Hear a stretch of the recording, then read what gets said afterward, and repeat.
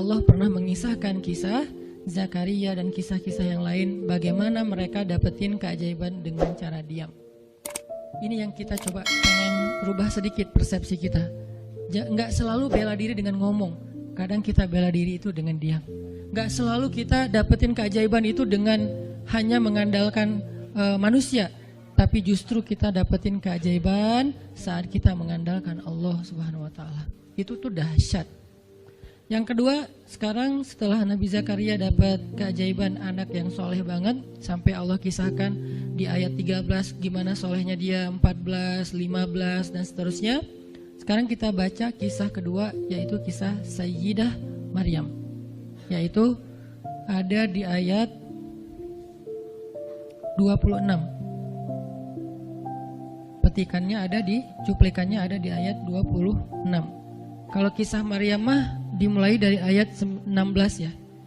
Tapi yang masalah diam itu ada di ayat 26, 27, 28 dan 29. Dan maka makan dan minumlah dan bersenang hatilah engkau wahai Maryam, dan jika engkau bertemu dengan seseorang, katakanlah sesungguhnya saya telah berazam untuk berpuasa pada hari ini dan saya tidak akan berbicara dengan manusia pada hari ini.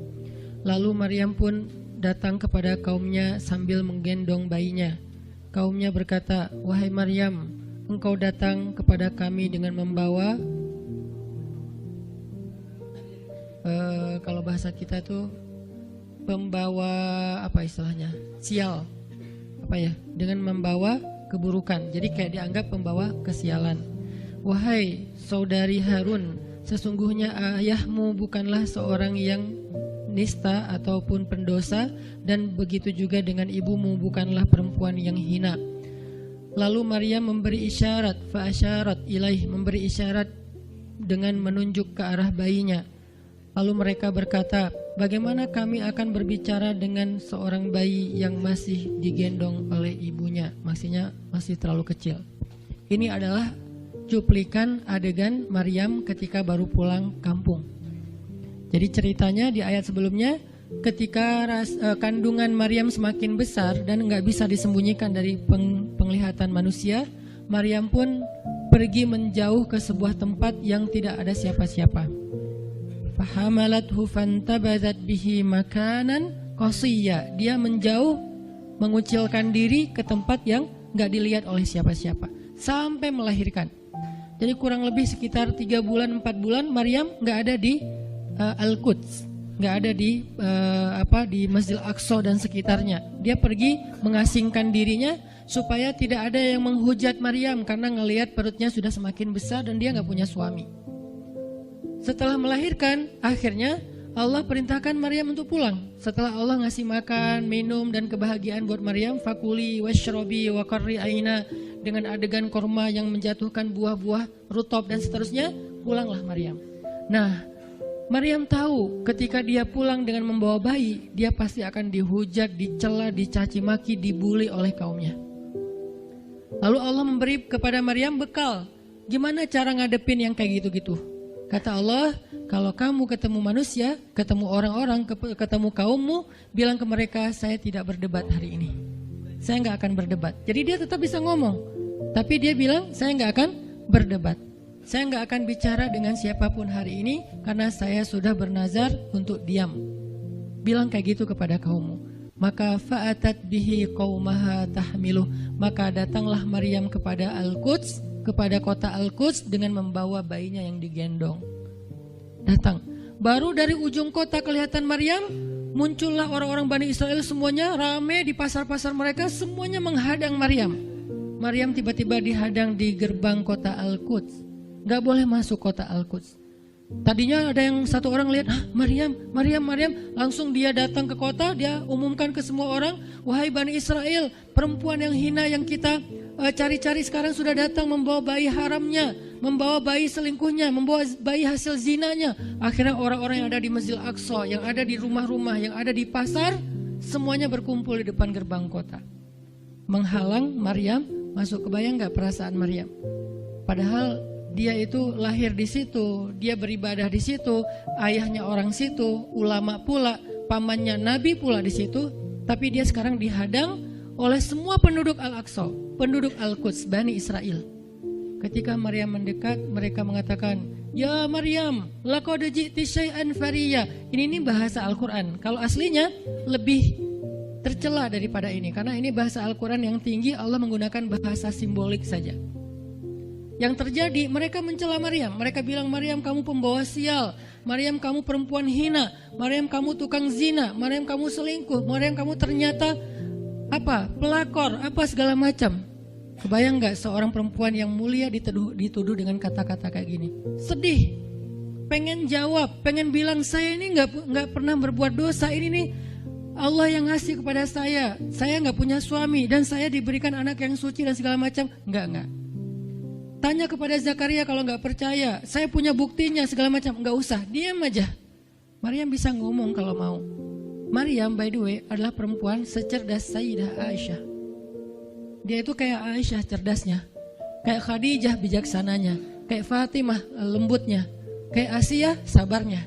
Maryam itu istimewa. Sampai sebagian ulama mengatakan Maryam satu-satunya nabi dari perempuan, satu-satunya nabi dari golongan perempuan. Sebagian kecil ulama ada yang menyebutkan demikian, sehingga mereka menyebut Maryam alaihassalam. Saking Maryam ini keren banget, istimewa banget.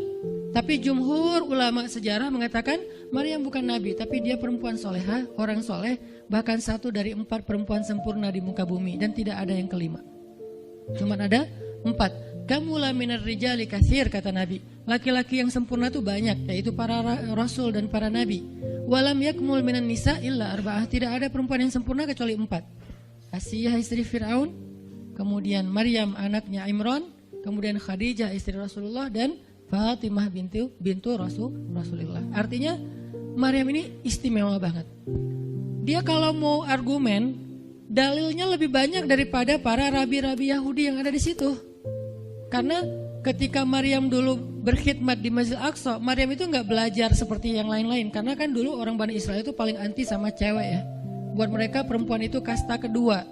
Seolah-olah perempuan itu nggak punya hak yang sama dengan laki-laki. Laki-laki punya hak belajar di Masjid Aqsa, perempuan nggak boleh. Ini kesenjangan gender di masa Bani Israel dulu. Jadi kalau ada yang mau nuduh Islam sebagai tidak memperhatikan masalah gender, dia harusnya baca sejarah. Justru Islam, Al-Quran, Taurat, Injil mengangkat perempuan untuk setara dengan laki-laki. Awalnya perempuan itu hina di masyarakat Bani Israel, dianggap pembawa sial. Sampai masyarakat jahiliyah sebelum Islam datang, apa yang terjadi dengan bayi perempuan? Dibenamkan dalam pasir hidup-hidup, dibunuh, dilempar dari bukit supaya mati langsung seketika. Kenapa? Termasuk Umar pernah membunuh bayi perempuan. Umar radhiyallahu an. Kenapa dia sedih banget? Karena dia ingat masa lalu ketika dia pernah membunuh bayi perempuan. Kenapa mereka membunuh bayi perempuan? Karena dianggap perempuan ini membawa sial. Tapi datang Islam mengubah tradisi itu, mengubah persepsi publik. Yang tadinya perempuan dianggap hina, dalam Islam dikatakan surga ada di bawah telapak kaki ibu. Muncul harga diri perempuan naik. Apalagi sebaik-baik kalian, yang paling baik untuk istrinya, dan aku yang paling baik untuk istriku di antara kalian. Muncul lagi hadis, kalau seandainya laki-laki mau bersabar terhadap istrinya, maka harusnya dia bersabar 70 kali sehari kalau dia disakiti oleh istrinya. Yang ke-71 baru dia boleh marah. 70 belum boleh marah. Jadi perempuan, ibu-ibu, istri kalau mau bikin suaminya sebel sampai 69 atau 70 boleh lah. Tapi yang ke-71, nah ini udah layak dimarahin. Tapi kan gak pernah ada sampai 70 kan. Paling juga 10%-nya lah, 7 kali sehari. Dan itu istiqomah setiap hari. Hari ini kok kamu gini lagi sih, kemarin udah beda hari. Jadi beda hitungannya, 0 lagi mulai dari awal. Tapi nanti ada hadis penyeimbang. Nabi itu kan bijaksana banget. Yang diajarin bukan cewek doang, cowok juga diajarin. Ketika hadisnya supaya memuliakan perempuan ada, nanti ada lagi hadis laki-laki. Seandainya seorang perempuan menjilat luka dan darah dan nanah di tubuh suaminya, itu belum bisa membayar satu saja kebaikan suami kepada dia. Jadi menjilat lukanya aja belum bisa bayar kebaikan, terus ngapain marah-marah coba. Sehingga dua-duanya ada nasihat untuk suami. Kalau istrinya lagi ngambek, namanya juga lagi sedih, ya udah kamu sabar aja 70 kali. Untuk istri, jangan ngambek. Karena kalau kalian berbuat baik aja belum bisa bayar kebaikan mereka. Terus gimana dong Ustadz? Ya udah, sekarang solusinya adalah sama-sama mengambil sisi baiknya. Kayak gitu nasihat Nabi. Makanya saya agak kurang setuju kalau khutbah Jumat itu memakai hadis menjilat darah dan nanah. Karena yang dengar suami. Wah bener nih khutbah Jumat, saya senang banget khutbah Jumat hari ini. Pulang-pulang, mah tadi khutbah Jumat keren banget. Nih mah, saya kebenaran aku catat. Nih mah, gak bisa. Kalau khutbah Jumat, pakailah hadis sabar 70 kali. Menasihati suami. Kalau majelis taklimnya ibu-ibu, masalah tadi, seandainya saya boleh menyuruh manusia sujud kepada manusia, saya suruh sujud istri kepada suami. Masing-masing ada hadisnya, jangan disilang. Ini gak bijak dalam ceramah, karena harusnya memberi nasihat yang bisa memperbaiki, bukan menambah tuntutan baru. Wah benar nih kalau suami saya dengar, untung harusnya suami saya datang. Ustadz boleh nggak acara selamatan di rumah saya nanti temanya ini gitu. Kalau perlu ngundang Ustadz yang dia kenal, request dulu untuk ngemojokin pasangan, ini nggak bijak. Balik lagi ke cerita tadi, Maryam tuh pinter banget, cerdas banget. Dari kecil dia udah hafal Taurat. Ibarat anak sekarang hafal Quran. Dan lebih sulit ngafal Taurat daripada Quran. Kenapa? Karena bahasa Al-Quran itu sastra banget. Jadi ngafalnya itu kayak ngafal syair. Itu aja udah susah kan? Kebayang gak ngafal Taurat? Lebih sulit lagi tuh. Dan Maryam dari usia di bawah 5 tahun udah khatam Taurat. Udah tahu tafsir Taurat. Usia 7 tahun. Bahkan saking keren dan pinternya Maryam, kadang-kadang ketika Maryam ngobrolin tentang Taurat sama Zakaria, itu Zakaria sampai geleng-geleng kepala. Maryam, gitu maksudnya? Sampai nanya ke Maryam. Gitu om maksudnya. Maryam ngomongnya ke Zakaria udah kayak ngajar gitu. Saking pinternya Maryam. Jadi hadis-hadis Zakaria Maryam hafal. Kan para anbiya tuh punya hadis kan. Hadis Zakaria dihafal oleh Maryam. Tauratnya Musa dihafal oleh Maryam. Kebijaksanaan para nabi dihafal oleh Maryam. Dia dari usia 10 tahun itu udah jadi ulama besar Maryam. Artinya kalau misalnya orang mau berargumen dengan Maryam, dia punya banyak bahan. Dia punya banyak narasi. Dia lagian Maryam itu pintar ngomong. Tapi Maryam diam. Jadi kalau kita ngerasa pintar ngomong, pintar komen, pintar apa, tetap aja kita punya alasan harusnya kita diam. Karena Maryam yang lebih daripada kita ternyata juga diam. Akhirnya Maryam diam. Dikatakan ya ukhta Harun. Diingatkan lagi dengan kemuliaan keluarga Imran.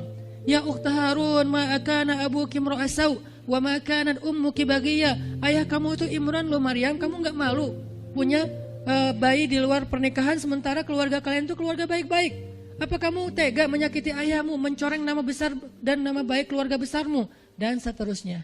Maryam makin luar biasa panas banget, sedih banget. Dan Maryam itu yang lebih berat lagi teman-teman. Mungkin kalau kita digituin agak kebal ya. Terutama cowok lah. Cowok kalau digituin agak kebal karena emang kurang berperasaan sih kalau cowok ya. Coba lihat dari angle cewek. Cewek itu lebih peka loh dari kita. Kita mah mungkin lebih mudah lah diam. Diomelin, diam aja. Karena kita kan orangnya agak santuy gitu kan. Kalau cewek itu gak bisa gitu. Makanya lihat angle ini dari angle cewek. Kalau tadi Zakaria, sekarang Maryam. Dan Maryam lebih peka daripada semua cewek yang ada di muka bumi. Lebih perasa lagi daripada perempuan yang ada di muka bumi. Sangat-sangat pemalu. Saking pemalunya, ketemu cowok keren, ta'awuz coba. Cewek itu perasaannya lebih dalam daripada kita. Jadi kalau misalnya cewek-cewek, Maryam tuh gak punya, ketemu cowok keren aja dia ta'awuz. Siapa cowok keren yang ditemui Maryam? Jibril. Gabriel loh yang ditemuin. Dan waktu itu Jibril menjelma. Apa? Fatamassalaha basyaron sawiyya. Jibril menjelma sebagai basyaron sawiyya. Allah yang ngomong tuh, cowok keren. Allah yang bilang keren. Kalau kita merasa udah paling keren, menurut Allah biasa-biasa aja. Karena Allah pernah menciptakan Yusuf, Allah pernah menciptakan Muhammad, Allah pernah menciptakan Yahya. Kita merasa paling keren, Allah pernah menciptakan Sarah, perempuan paling keren juga, Aisyah, Fatimah. Jadi buat kita kayak udah kegeeran paling keren se-Bandung gitu kan ya. Menurut Allah mah biasa. Kalau Jibril, Allah sendiri yang bilang dia tuh emang keren. Jibril emang bukan malaikat, tapi kalau ketemu manusia, kecuali para nabi, Jibril itu menjelma sebagai manusia. Supaya tidak terlihat wujud aslinya. Karena gak kuat orang ngelihat wujud aslinya Jibril. Nabi Muhammad aja pertama ngelihat Jibril dengan wujud aslinya pas di Gua Hira itu lari tuh. Takut. Saking ngerinya Jibril tuh. Jangankan manusia, malaikat aja segan sama Jibril. Jibril lewat, malaikat gak berani malaikat. Kenapa saya bilang kok disegani? Allah yang bilang di Al-Quran, dia itu malaikat yang disegani. Dzu mirratin. Dzu mirrah kalau bahasa kita, malaikat yang sangat berwibawa. Sehingga di antara malaikat aja gak ada yang sembarangan bicara sama Jibril. Mau bicara sama Jibril kayak, aduh segan malu gitu malaikat. Cuman gak pakai itu mah Sunda ya. Pokoknya malaikat mah gak berani ngomong sama Jibril saking segannya. Kenapa? Gagah banget wujud aslinya. Ketika dia membentangkan sayapnya, itu sayap menutupi timur dan barat. Jadi matahari, bulan, bintang udah gak kelihatan. Yang kelihatan cuma Jibril dengan keagungannya. Itu belum Allah ya, baru ciptaan Allah. Jibril, salah satu makhluk Allah yang paling agung. Sehingga saking kerennya Jibril, Allah gak menyebutnya dengan nama malaikat. Padahal golongannya malaikat, tapi Allah menyebutnya dengan Ruhul Quds, Roh Kudus, yaitu Jibril. Nah ketika ketemu dengan Maryam, Jibril bermisal itu menjelma sebagai basyaran sawiyah, cowok keren banget. Saking kerennya Jibril, Umar aja terkesima ngeliat Jibril. Pernah Jibril datang ngajarin iman, Islam, ihsan kepada Nabi Muhammad, dan Umar ngelihat Jibril terkesima, gak bisa ngomong, diam aja, benar-benar speechless banget nih Umar. Jibril udah pulang, baru Nabi nanya, Umar tahu gak itu siapa? Hah, apa Rasul? Gitu, saking masih kayak terkesima. Apa Rasul? Tahu gak barusan siapa? Siapa ya Rasulullah? Saya gak kenal orang itu, kok keren banget. Kata Rasul, itulah Jibril. Masya Allah, itu Jibril. Ya Alhamdulillah bisa ngeliat Jibril langsung, tahu gitu tadi. Gitu ya. Kalau bahasa kita mah udah langsung pengen foto-foto kan sama Jibril. Kebayang gak cowok sekarang lihat Jibril? Baru lihat apa artis Korea aja kita udah kayak gimana kan, BTS atau apa, udah segala macam, udah guling-guling, udah gigit jari. Baru BTS doang. Kadang-kadang gak ngeliat BTS langsung, cuma lihat di TV doang udah aku gak bisa gini, aku gak bisa gitu kan ya. Belum ketemu Jibril loh. Jadi gak ada lah artis sekarang Jibril. Baru Yusuf aja udah pada ngiris tangan, belum malaikat. Sampai ketika cewek-cewek ketemu Yusuf, mereka bilang apa? Ini bukan manusia, ini malaikat. Jadi gantengnya Yusuf tuh bukan ganteng-ganteng apa? Itulah. Ganteng kok hewan gitu kan. Ini ganteng-ganteng malaikat. Belum ada tuh film atau sinetron itu. Yusuf itu ganteng-ganteng ganteng-gantengnya tuh malaikat. Levelnya tuh level malaikat. Jadi kalau ada Jibril, ada Yusuf kayak, nih yang mana Yusuf, mana Jibril ya? Keren dua-duanya. Nah Jibril datang ketemu Maryam bukan di atas panggung rame-rame. Berdua coba, intimate banget kan? Kalau di atas panggung teriak-teriak gak keren lah, biasa aja. Ini tuh berdua, private banget. Di satu ruang kecil, berdua gak ada yang tahu. Tiba-tiba Jibril berdiri di depan Maryam, senyum dengan khas senyumnya malaikat yang mematikan gitu. Maryam pas buka mata lagi zikir, ngelihat Jibril depan matanya keren banget. Langsung Maryam bilang apa? A'udzubillah. Wibawa banget kan Maryam. A'udzubirrahmani minka in kunta taqiyya. Jadi emang elegan sih orang-orang soleh tuh. Dia langsung nunduk, dia bilang A'udzubirrahmani minka in kunta taqiyya. Aku berlindung kepada Allah yang Maha Rahman. Kenapa ngomongnya Rahman? Karena keren. Kalau enggak keren, a'udzubillah. Karena keren, a'udzubirrahman. Tapi masih ta'awuz, cuman pakainya Rahman. Karena Allah tuh maha pengasih yang udah bikin kamu tuh keren. Diksinya luar biasa ya. Maryam gak bilang, a'udzubillahi minasyaitonirrajim. Enggak, ini enggak layak dibilang syaitan, ini terlalu keren. Jadi gak bisa a'udzubillah, a'udzubirrahman. Berarti Maryam itu pinter. Sampai dia bisa milih diksi Asmaullahil Husna. Dia nggak pakai diksi Allah, dia pakai diksi Ar-Rahman. Karena yang datang itu wajahnya tuh wajah orang baik, tapi keren. Akhirnya, a'udzubirrahmani minka in kunta taqiyya, kata Maryam.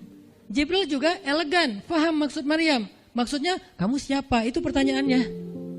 Maryam nggak nanya, kamu siapa ya? Enggak gitu. Kan kayak culun-culun kayak caper gitu kan. Kamu siapa ya? Aku ada salah sama kamu.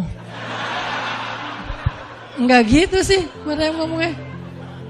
Saking elegannya Maryam, dia nanya kamu siapa tapi pakai kalimat zikir. Keren gak sih? Kita kadang-kadang zikir a'udzubirrahmani minka in kunta taqiyya. Artinya apa Mbak? Sama-sama gak elegan ya. Kalau Maryam sama Jibril dua-duanya elegan. Bahasa orang elegan itu emang banyak kode sih. Jadi kita mah yang polos-polos kayak gini, yang remeh-remeh rempeyek nggak jelas gini, ya nggak akan paham kalau nggak baca tafsir. Makanya kalau mau theater of mind, baca Quran itu pakai tafsir, pakai kisah, baru kita ngerti kondisinya. Oh gitu banget ya, dahsyat banget ya kejadian waktu itu. Jibril datang dengan wujud yang kerennya.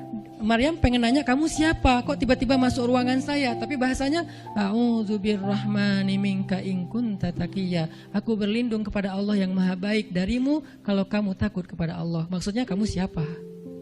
Takut gak kamu sama Allah? Baru Jibril mengatakan, saya adalah utusan Allah, berarti malaikat, untuk memberi kabar kepadamu kalau kamu akan punya anak. Baru Maryam melihat, gimana saya punya anak? Ya udah ada obrolan nih. Dan mereka udah biasa aja, oh Jibril, saya kira siapa? Udahlah, nggak mungkin. Artinya udah kayak gitu nih kesolehan Maryam. Artinya Maryam itu orang yang sangat peka banget, perasaannya dalam banget. Terus nanti ketika Maryam melahirkan anak, tahu nggak kata-kata Maryam apa? Ya laitani mittu qabla hada wa kuntu nasyam mansiya. Saat Maryam merasakan sakitnya kontraksi, mau melahirkan Isa, Maryam itu sambil kontraksi sambil bilang, ya laitani mittu qabla hadza wa kuntu nasyan mansiya. Aduhai seandainya saya mati aja sebelum kejadian ini dan saya dilupakan oleh manusia seolah-olah saya tidak pernah ada. Kenapa Maryam ngomong kayak gini? Maryam ngebayangin betapa malunya dia nanti kalau harus membawa bayinya ketemu Bani Israel yang pada bawel. Bani Israel itu terkenal kaum yang paling bawel. Bawelnya banget. Kalau kita baca Al-Baqarah itu isinya kebawelan Bani Israel. Kata Nabi Musa, sembelihlah Al-Baqarah. Al-Baqarah itu kan banyak, yang warna apa? Cari yang warnanya bersih. Yang bersih kan juga ada belang-belangnya nggak dikit. Terus yang beratnya berapa kilo, yang dari mana? Dari Bali atau NTB atau dari mana? Bawel banget. Udahlah, cari aja seekor sapi, sembelih beres. Tapi nanya lagi, bertele-tele. Itulah Bani Israel. Dan Maryam tahu banget karakter kaumnya. Jangankan dengan fitnah kayak gini nih, ketemu Nabi yang udah menyampaikan hal yang benar aja, itu di debatnya tuh habis-habisan. Apalagi dengan kondisi Maryam. Makanya Maryam takut banget, dia nggak kuat menanggung malu. Kalau kita mungkin masih kuat lah nanggung malu, kadang-kadang malah malu-maluin gitu kan. Kalau Maryam nggak kuat nanggung malu, berarti orang yang seperti ini harusnya kan berat banget untuk diam kan, nggak akan kuat diam, harusnya dia ngomong gitu, dia belain diri. Tapi Maryam itu sisi lainnya adalah perempuan yang mukminah, siddiqah, sangat yakin sama Allah. Allah suruh diam, ya udah diam. Gimana pun dihujat, diam. Kata Allah diam. Ya Allah, mereka bilang saya itu berzina, diam. Ya Allah bilang ini anak haram, ini anak saya nih, anak yang mulia, anak yang satu-satunya ketika lahir nggak disentuh setan di antara manusia loh. Satu-satunya manusia ketika lahir nggak disentuh setan. Nabi Muhammad setannya malah diislamkan. Beda, kerannya itu beda. Kalau Isa nggak disentuh setan, kalau Nabi Muhammad setannya malah masuk Islam. Masing-masing punya keistimewaan lah. Tapi satu-satunya manusia yang lahir nggak disentuh setan, cuman Isa. Kita semuanya pernah disentuh. Lahir langsung. Apa sih lo datang-datang ke dunia nambah-nambahin kerjaan gua gitu kan? Kita nih orang biasa. Jadi pas lahir tuh udah ada langsung setan bisik-bisik, yuwas wisufi sudurinas. Makanya disuruh azan kan? Karena kenapa? Biar nggak dibisikin sama setan. Dan kalau bisa suara azan kita harus lebih lembut daripada suara setan. Karena setan juga kayak nge-tricky gitu. Saya ibu kamu. Anak bayi dinina bobokan sama setan. Hiduplah iblis gitu-gitu kan. Jadi kayak di dokter nama setan, iblis itu keren, iblis itu soleh, iblis itu baik. Tapi pakai bahasa nasyid. Lagunya tuh kayak akustik gitu, lembut banget gitu kan. Makanya suara muazin kalau azanin anaknya yang lembut, jangan azan Allahu Akbar, asyhadu an la ilaha illallah. Dia malas ke masjid nanti kalau udah dewasa. Kenapa? Gue malas banget dengan suara ini nih. Salahnya siapa coba? Salah ayahnya. Belajar azan di Al-Latif sama Muzammil sama Teras Tahfiz, biar azannya tuh kayak Allahu Akbar. Bayinya senyum-senyum. Ntar gue bisa lebih dari itu.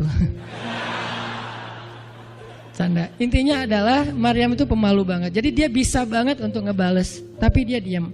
Sampai akhirnya fa'asyarat ilaih, dia memberi isyarat. Arti memberi isyarat, dia nunjuk ke arah Isa alaihissalam yang masih digendong. Kalau kalian mau ngomong aja sama bayinya. Allah yang nyuruh kayak gitu. Makin kayak marah dan makin menjadi-jadi orang Bani Israel ketika Maryam memberi isyarat nunjuk ke arah Isa. Mereka bilang, "Ya Maryam, kamu udah gila apa? Sekarang kamu nyuruh kami bicara dengan bayi yang masih dalam gendongan ibunya?" Benar, Maryam tuh ternyata udah stres gila. Dia gara-gara ditinggal sama selingkuhannya, sekarang dia jadi orang gila. Wah, luar biasa tuduhan kepada Maryam. Maryam diam aja, sedih, nahan air mata. Tapi bukan emotikon yang menggenang air mata di sini ya. Nahan aja air mata sampai kemudian Allah datangkan keajaiban, jadikan bayinya bicara. Qala, Isa bicara. Panjang lagi omongannya Isa. Ibuku ini baik, ibuku begini-begini, saya itu hamba Allah, saya itu anak yang suci, saya itu begini-begini, sampai beres. Baru mereka pada pulang karena mereka merasa terbantahkan semua tuduhan palsu mereka kepada Maryam. Masuklah Maryam, disambut mulia oleh beberapa orang. Maryam itu perempuan mulia, Allah mendatangkan dia sebagai keberkahan. Tadi dituduh pembawa sial, sekarang disebut pembawa berkah. Mulailah Maryam terkenal. Isa dididik, kemana Isa pergi, anak-anak kecil segengnya Isa pengen jadi temannya Isa. Gue temannya Isa lo, gue temannya Isa lo. Gak lama kemudian Isa jadi temannya Yahya. Ketika dia udah bisa main sama Yahya, main berdua sama Yahya. Kemana-mana berdua, Yahya, Isa. Tapi usianya agak jauh berbeda. Ketika Yahya udah masuk SD, Isa barulah lahir. Jadi kayak agak sekitar 7-10 tahun lah kurang lebih mereka jarak usianya. Tapi pas Isa udah remaja, mereka udah nyambung ngobrol. Nah, kelebihan masing-masing, kalau Yahya ini penghafal kitab Taurat, datang Isa, Yahya menghafal kitab Injil. Yahya Nabi, Isa Rasul, satu level di atas Nabi. Kalau Nabi mengikuti ajaran Rasul sebelumnya, kalau Rasul membawa ajaran baru. Jadi sebelum Isa lahir, Yahya mengikuti ajaran Musa dengan kitab Tauratnya. Setelah Isa lahir, Yahya mengikuti ajaran Isa dengan kitab Injilnya. Jadi bisa dibilang Nabi yang mengikuti dua ajaran Rasul, Yahya alaihissalam.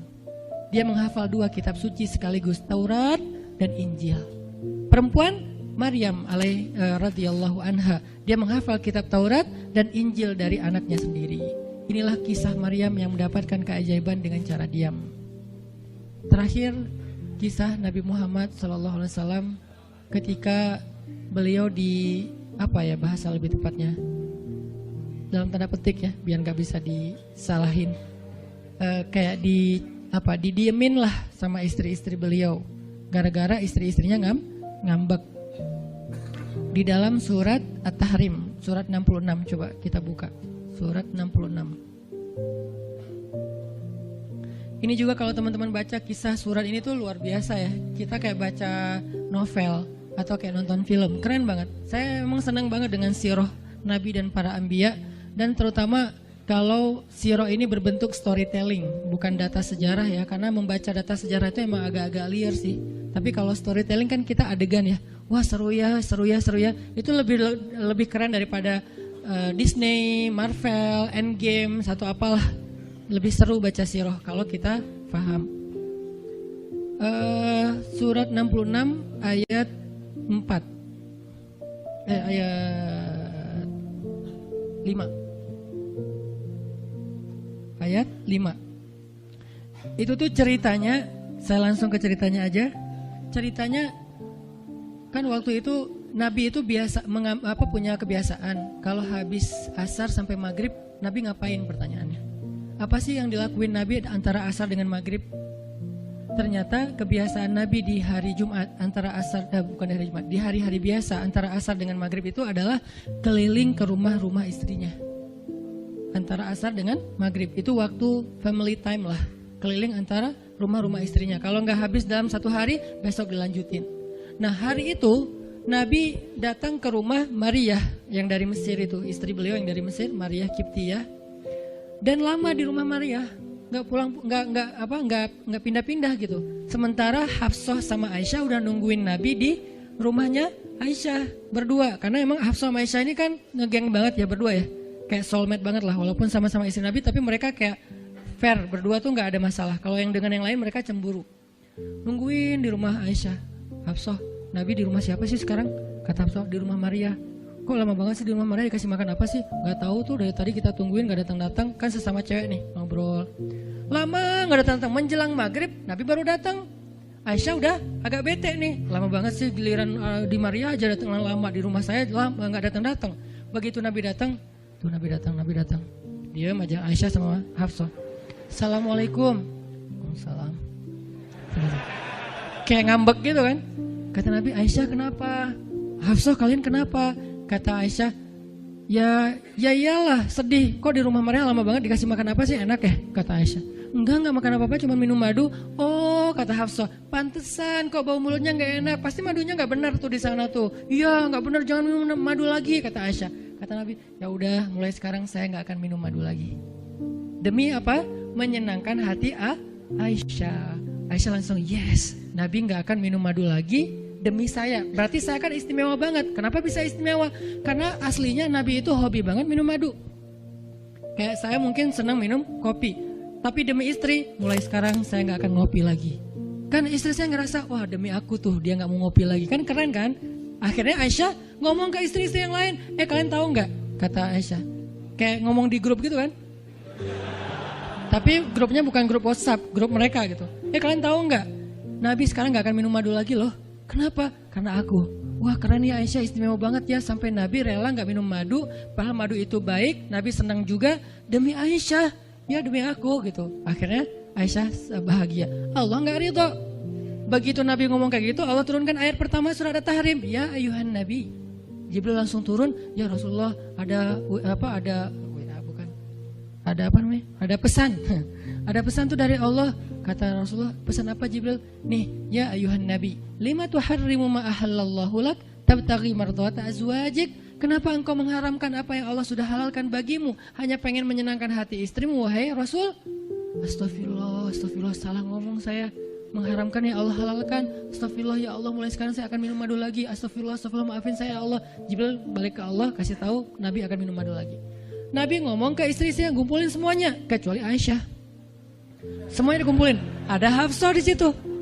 Wah istri-istriku, maaf ya, aku salah ngomong kemarin depan Aisyah. Sekarang aku akan meralat, mulai sekarang aku akan minum madu lagi di rumah-rumah kalian. Jadi kalau sore aku lagi datang, siapkanlah madu seperti biasanya. Terus istri-istri Nabi ngerasa, Masya Allah Nabi sekarang minum madu lagi demi kita, gitu kan ya. Kan antara mereka kan saling pengen nunjukin siapa yang paling istimewa kan. Demi kita sekarang Nabi udah minum madu lagi. Nabi sampai meralat kata-katanya. Akhirnya ternyata kalimat itu sama Hafsah disampaikan ke Aisyah. Kalau bahasa sosmed kita di capture, di forward. Kan bahaya banget kan? Disampaikan ke Aisyah. Aisyah tuh lihat Nabi sekarang minum madu lagi loh. Demi siapa coba? Demi kami. Aisyah, innalillah, jadi Nabi gini. Cuman Aisyah gak sampai ngomong kayak kita. Dasar ya cowok dimana aja sama gitu. Itu mah kata-kata cewek sekarang ya. Kalau Aisyah kan elegan kan gak ngomong gitu. Akhirnya pas Nabi datang Aisyah diam. Kata Nabi, Aisyah kenapa? Oh jadi gitu, di belakang ternyata sekarang minum madu lagi. Hah? Nabi langsung datangin sama Jibril. Rasulullah tahu gak kenapa mereka rame-rame sekarang? Siapa yang ngasih tahu nih ke Aisyah? Jibril ternyata jadi penengah. Makanya jangan macam-macam deh sama Nabi. Ada Jibril, ada Allah kan. Susah gitu membuat rahasia. Tahu nggak Rasulullah kenapa Aisyah ngambek? Kenapa wahai Jibril? Gara-gara Hafsah ngebocorin rahasia Nabi kepada Aisyah. Oh ini kerjaan Hafsah, kata Nabi. Oke, Hafsah. Panggil nih Hafsah. Dipanggil Hafsah, kata Nabi, Hafsah, kamu udah membocorkan rahasia saya. Ini menurut sebagian tafsir. Memang ada banyak tafsir sih. Salah satu tafsirnya kayak gitu. Hafsah, kamu udah membocorkan rahasia aku. Dan sekarang istri-istri pada ngambek. Istri yang lain juga ikut ngambek sekarang gara-gara Nabi kayak sekali minum madu, sekali gak minum madu. Yang lain pada diam semuanya. Datang ke rumah Ummu Salamah. Assalamualaikum, Ummu Salamah, waalaikumsalam. Tadi kayak aku belum selesai jemuran, dah langsung pergi jemuran. Gak mau ngomong sama Nabi. Maria, assalamualaikum, waalaikumsalam. Kayaknya tadi aku lagi sibuk nyetrika deh. Jadi gak ada yang mau ngomong sama Nabi. Diam semuanya. Nabi kan jadi sedih kan. Gara-gara siapa coba? Gara-gara Hafsah.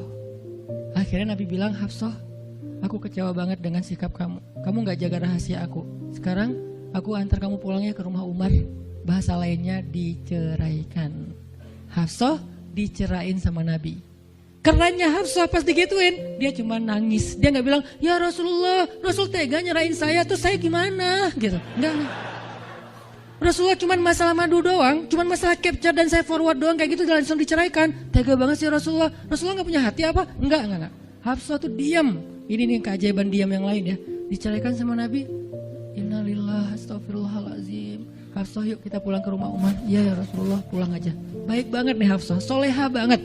Jadi by the way emang semua istri Nabi itu soleha, cuman namanya perempuan kadang-kadang muncul sifat dasarnya mereka cemburu, mereka sedih, mereka baper. Tapi itu manusiawi dan perempuan yang soleha pun merasakan hal itu. Hafsah pulang ke rumah Umar. Assalamualaikum, waalaikumsalam, dibuka sama Umar. Ya Rasulullah, Hafsah langsung masuk ke kamarnya. Ya Rasulullah, anak saya bikin salah apa? Pasti dia nyakitin Rasulullah ya. Maaf ya Rasulullah. Langsung Umar marah-marah. Hafsah, kamu ngapain sama Rasulullah? Hafsah diam aja, dimarahin habis-habisan sama Umar. Umar tahu sendiri, sayang banget kan sama Nabi. Ketika ada masalah antara Nabi dengan anaknya, pasti yang dimarahin anaknya, bukan Nabi. Nabi pulang, Hafsah diomelin sama Umar, diam aja, nggak ngomong apa-apa, diam. Akhirnya Jibril turun. Jibril turun, ya Rasulullah ada pesan dari Allah. Apa wahai Jibril? Di surat At-Tolak, surat putus. Kan At-Tolak itu artinya diputusin. Bahasa ini pesantrennya dicerai. Turun surat At-Tolak. Kata Jibril, Allah nyuruh kamu raji'ha ya Rasulullah, raji'ha innaha qawwamah sawwamah fa innaha min azwajika fil jannah. Wahai Rasulullah, rujuk Hafsah, rujuk Hafsah. Disuruh rujuk. Allah nggak reda Rasul menceraikan Hafsah. Tahu nggak kenapa Allah begitu membela Hafsah ketika Hafsah ada masalah dengan Rasul? Salah satunya karena Hafsah diam. Harusnya Allah ngebela Rasul, Umar aja ngebela Rasul, sahabat-sahabat ngebela Rasul karena Rasulullah selalu benar. Tapi Allah ngebela Hafsah, kenapa? Karena Hafsah diam, sebegitu ajaibnya diam. Sampai ketika ada seorang perempuan bermasalah dengan kekasih Allah, Allah malah membela perempuan ini, bukan kekasihnya. Raji'ha ya Muhammad, rujuk Hafsah, rujuk Hafsah. Dia itu istrimu di dunia dan di surga. Akhirnya Rasulullah, jadi saya rujuk wahai Umar. Ya Hafsah masih nangis di kamarnya. Balik lagi Rasulullah naik onta ke rumah Hafsah. Assalamualaikum, waalaikumsalam. Ya Rasulullah, udah saya marahin tuh. Hafsah kata Umar, udah gak apa-apa Rasulullah, udah gak usah bersedih, udah saya marahin habis-habisan dia tuh. Kata Rasulullah, Umar, aku pengen ngomong sama Hafsah. Ya Rasulullah jangan, biar saya aja ngomong. Dia emang gak bisa ketemu sama Rasul. Ya Umar, aku pengen ketemu sama istriku. Hah, istrimu?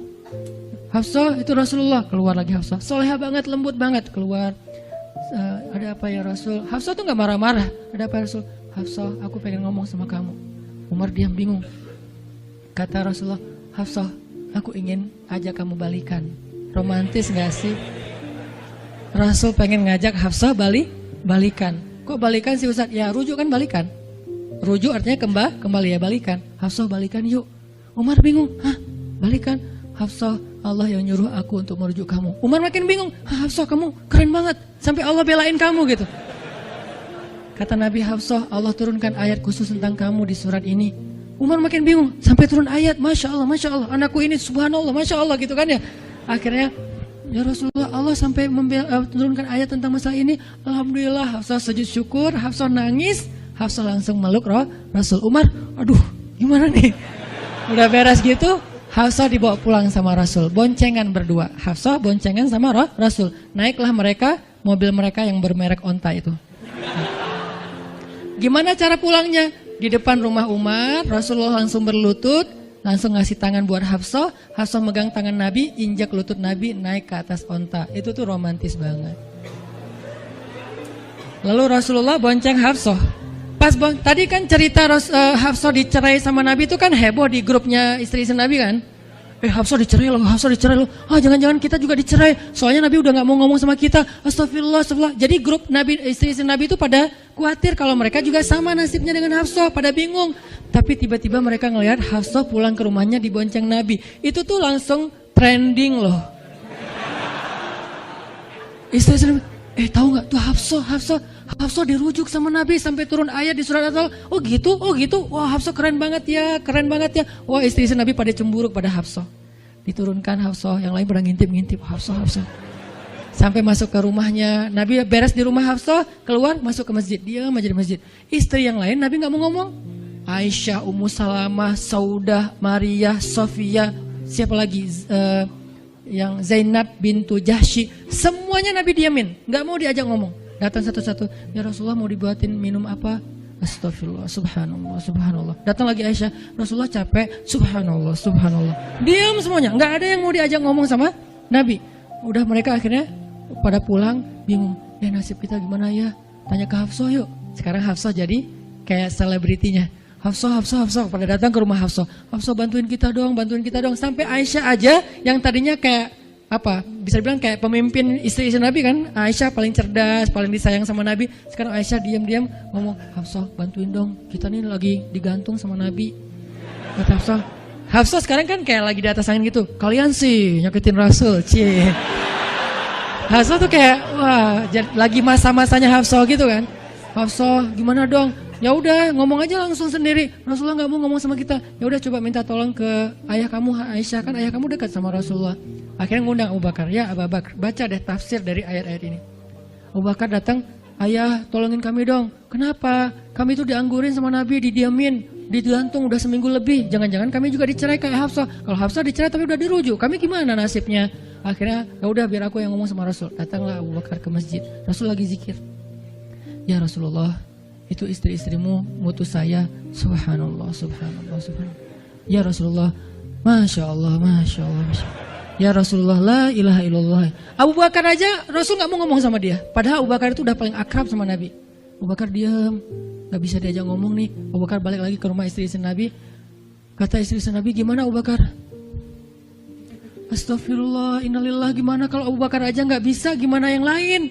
Terus akhirnya datang lagi ke Hafsah. Hafsah bantuin dong. Kita udah nggak jelas nasibnya nih.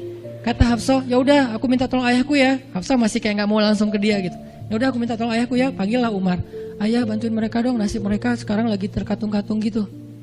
Umar marah. Kalian sih. Nah, tadi kan yang diomelin Hafsah kan. Sekarang diomelin semua istri Nabi diomelin sama Umar. Dan salah satu kalimat omelannya Umar, itu tuh kerennya Umar sampai di-repost sama Allah. Coba. Ada nggak manusia yang kata-katanya di-repost Allah? Nggak ada, cuman Umar. 2 kali kata-kata Umar di-repost oleh Allah. Arti di-repost apa? Ditayang ulang di Al-Quran. Kan repost itu berarti tayang ulang kan? Di-capture, langsung di-copy, paste, langsung ditayangin. Itu tuh kata-kata cuman Umar yang pernah digituin sama Allah. Kata-kata Umar apa? Ayat ke-5. Kata Umar, kalau kalian gak minta maaf sama Nabi, Allah bisa aja mentalak kalian, menceraikan kalian dari Nabi, lalu menggantikan untuk Nabi istri yang lebih solehah, lebih hafizah, lebih bertaubat, lebih baik, lebih cantik, lebih perawan daripada kalian. Itu tuh kata Umar yang ada di ayat ke-5. Jadi bisa dibilang ayat ke-5 adalah ayat repostnya kata-kata Umar. Saking kerennya Umar. Sampai Nabi pernah bilang, kalau ada Nabi setelah aku, Umar lah orangnya, cuman gak ada Nabi setelah aku. Jadi kalau ada orang yang benci sama Umar, saya heran, dia baca sirah apa? Karena Umar tuh keren banget, Abu Bakar tuh keren banget. Kalau kita baca sirah mereka dahsyat tuh. Dan kalau ada yang bilang Umar sama Ali itu gak akur, aneh juga. Karena Ali memberi nama anaknya, yang pertama Abu Bakar, yang kedua Umar, yang ketiga Utsman. Ketika ditanya sama Umar, ya Abul Hasan, kamu memberi nama mereka dengan nama-nama kami, kenapa? Kata Ali, aku berharap mereka jadi orang soleh seperti kalian. Terus gimana caranya? Ali ngasih nama Umar sementara dia benci sama Umar. Gak mungkin dia benci. Masa ngasih nama orang yang dibenci kan? Dek namanya siapa? Namrud. Kok Namrud sih? Kan ayah saya benci banget sama Namrud. Datang lagi, dek namanya siapa? Iblis. Kok iblis sih gitu kan ya? Gak mungkin lah. Ngasih nama anak pasti karena sayang. Kayak saya ngasih nama Aisyah, Maryam, Mutia, Yahya, Ertugrul. Itu karena emang saya ngefans dan ngidolain banget dengan nama-nama ini. Yahya, Ayyash, 3 tokoh di situ. Nabi Yahya, Ayyash sahabat Nabi, dan Yahya Ayyash mujahid Palestina. Jadi 3 tokoh sekaligus. Nabi Yahya saya ngidolain banget supaya Yahya jadi anak kecil yang seperti Nabi Yahya menghafal Quran. Kedua, Ayyash itu sahabat Nabi Muhammad. Kemudian yang ketiga, Yahya Ayyash sekaligus itu nama mujahid Palestina yang paling pintar ngerakit banyak senjata-senjata untuk ngelawan Israel. Dan dia dibunuh sama Israel. Saking Israel benci sama Yahya Ayyash, untuk membunuh Yahya Ayyash mereka ngebom 1 blok untuk membunuh Yahya Ayyash, dan mudah-mudahan dia syahid dalam dalam kejadian itu. Artinya saya ngefans gitu. Ali juga kayak gitu. Balik lagi ke cerita tadi, akhirnya ngundang Umar. Umar datang ke Rasulullah. Ya Rasul, saya diutus istri-istrimu. Subhanallah. Ya Rasul, bicara dong, kasihan mereka kayak digantung. Ya Rasul, apakah engkau menceraikan mereka semua? Baru Rasulullah ngeliat ke arah Umar. Rasulullah tersenyum. Rasulullah bilang, enggak wahai Umar. Allahu Akbar, kata Umar. Dia langsung takbir, Allahu Akbar. Istri-istri Nabi dengar suara takbirnya Umar, itu pertanda, kode, berarti berita gembira. Istri-istri Nabi juga Allahu Akbar, rame gitu kan. Umar masuk ke rumah istri Nabi, wah Umar, busyra ya Umar, busyra berita gembira, wahai Umar, ya berita gembira, kalian tidak diceraikan oleh Nabi. Tapi jangan macam-macam lagi ya. Ya Umar, ya. Akhirnya sujud syukur semuanya. Beres sujud syukur, mereka bilang, kita masak-masak yuk untuk Rasul yuk, syukuran. Di rumah siapa? Ya di rumah Hafsah lah. Akhirnya mereka masak-masak di rumah Hafsah. Pas sudah beres masak-masak, mereka ngundang Nabi untuk pulang. Tapi yang berani ngomong sama Nabi cuman Hafsah, kita udah beres masak nih, minta dong Nabi pulang ke rumah. Ya udah tenang, biar aku yang minta. Hafsah datang, ya Rasulullah, kami masak-masak loh untuk Rasul, yuk pulang yuk. Ya Hafsah, udah beres Nabi zikir, sujud, beliau balik sama Hafsah. Sampai ke rumah Nabi, tenang, udah selesai lah urusannya. Apa yang terjadi setelah itu Ustadz? Udah gak ada riwayatnya, jadi gak bisa diriwayatin. Pokoknya beres itu mereka pun hidup bahagia selamanya. Apa pelajarannya di sini? Dua orang di sini dapat keajaiban lewat diam. Satu Hafsah, Allah suruh rujuk gara-gara dia diam. Kedua Nabi, diam aja sambil zikir, sampai akhirnya Allah beri pelajaran yang berharga. Istri-istri yang tadinya ngambek serentak semuanya insaf bahasa kita, sadar dan mereka minta maaf kepada Rasulullah. Jadi kalau istri lagi ngambek, lagi ngomel, diam. Isilah diam kita dengan zikir. Tapi zikirnya bukan auzubillahi minasyaitonirrajim, auzubillah. Jangan, dia bukan setan. Dia hanya lagi ngambek. Subhanallah, Masya Allah, Alhamdulillah. Yang paling efek itu la haula wala quwata illa billah. Itu ngefek banget. Mudah-mudahan ini bisa menjadi penyemangat, motivasi untuk kita semuanya. Betapa kata as-samt, as-sukut, diam aja dalam Islam itu adalah kebaikan yang luar biasa dahsyat. Mudah-mudahan itu bisa jadi behavior, perilaku kita sehari-hari, perilaku kita di sosial media, perilaku kita di jalan, di rumah, dimanapun. Sehingga orang yang sudah hijrah, udah ngaji, mukmin, harusnya bisa menjadikan diam sebagai bentuk pembelaan diri kalau dia ada masalah. Barakallahu fiikum. Subhanakallahumma wa bihamdika asyhadu an la ilaha illa anta astaghfiruka wa atubu ilaik. Assalamualaikum warahmatullahi wabarakatuh.